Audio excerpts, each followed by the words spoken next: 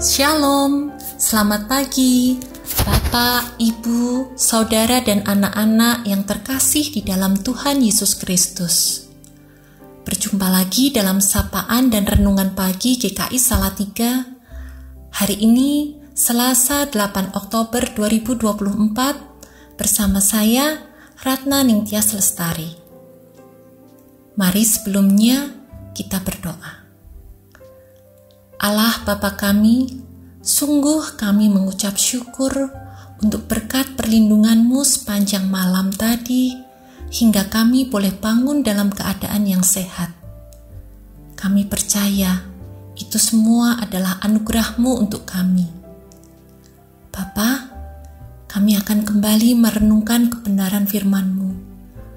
Engkau yang menolong kami, memberikan hikmat dan pengertian, sehingga kami menjadi mengerti apa yang Tuhan kehendaki dalam hidup kami. Di dalam nama Tuhan Yesus, kami serahkan saat teduh pagi ini. Amin. Tema Saren pagi hari ini adalah menerima kekuatan dan kelemahan sebagai anugerah Tuhan. Adapun ayat yang mendasari firman Tuhan diambil dari 2 Korintus 12 ayat 9. Berikut adalah percakapan antara Ibu Pesti dengan tetangganya.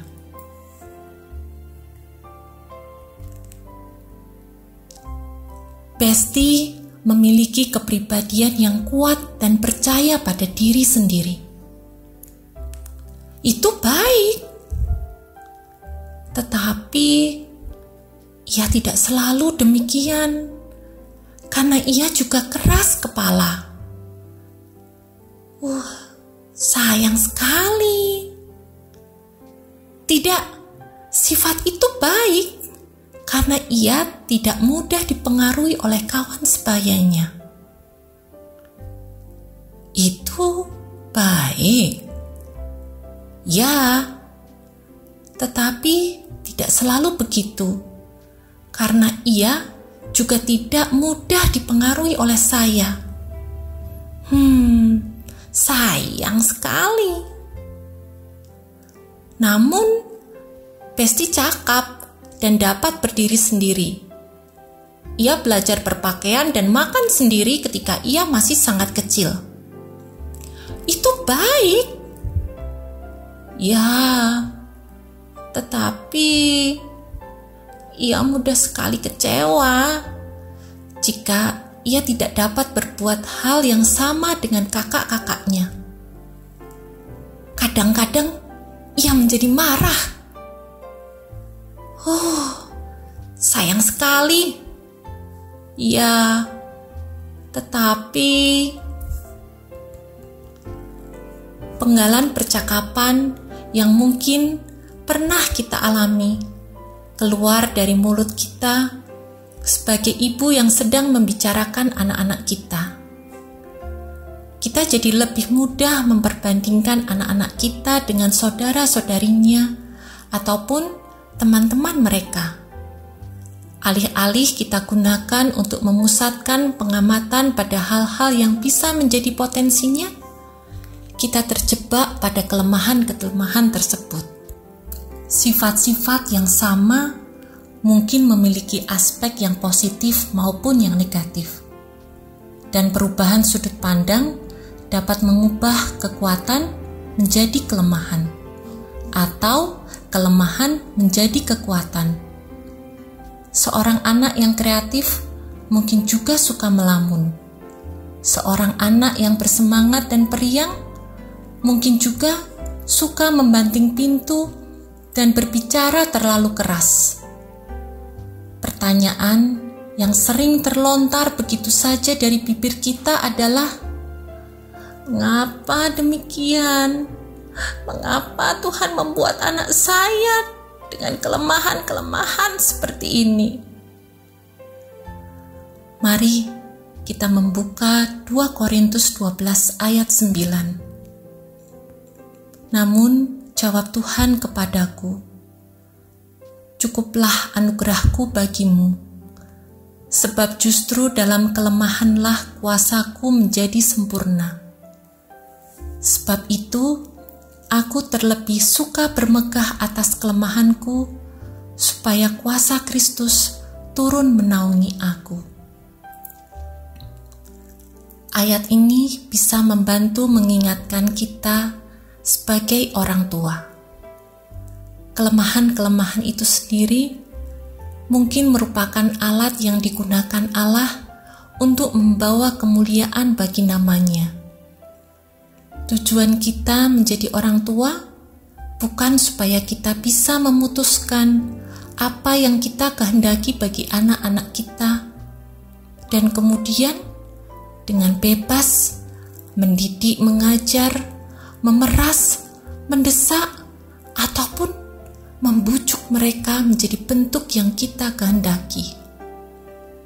Sebaliknya, kita harus mengakui bahwa Allah telah merancang mereka.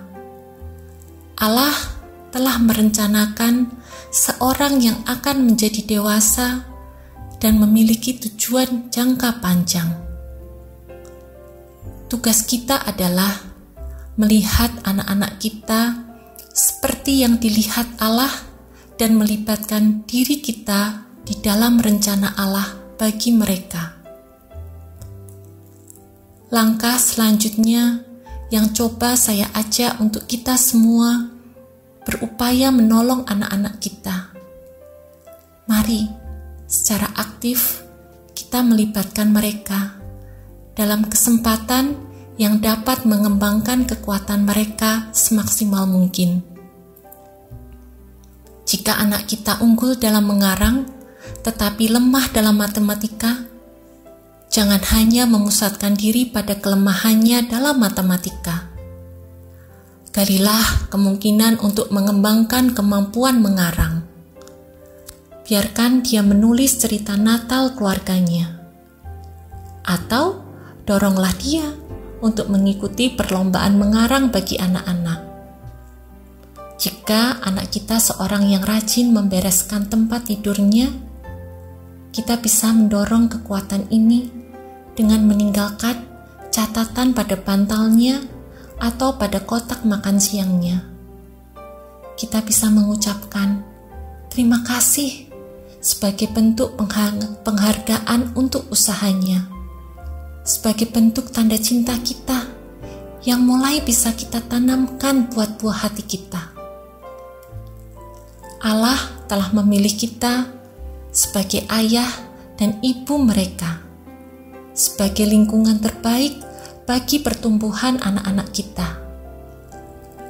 Allah memiliki rencana bagi mereka, dan kita telah dipilih sebagai teman sekerja Allah dalam mempersiapkan dan mewujudkan rencananya. Mari kita tutup Saran pagi ini dengan berdoa. Tuhan Yesus, kami bersyukur untuk kesempatan di mana kami diberi kepercayaan untuk mendidik dan mendampingi anak-anak yang dipercayakan hadir dalam keluarga kami. Kami tahu akan keterbatasan kami. Bapa, kami hendak meminta pertolongan-Mu. Mampukan kami bisa memandang anak-anak kami dengan penuh kasih dan pikiran yang segar setiap harinya. Mampukan kami menjalani hari ini dengan penuh sukacita. Di dalam nama Tuhan Yesus, kami berdoa. Amin. Selamat pagi Bapak, Ibu, dan anak-anak. Selamat menjalani hari penuh makna bersama buah hati tercinta. Kita percaya Tuhan Yesus menolong kita.